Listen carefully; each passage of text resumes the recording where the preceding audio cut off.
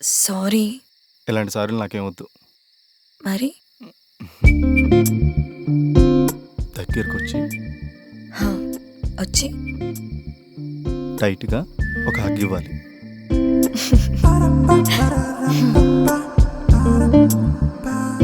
హే, నేను ఒకటి అడగనా?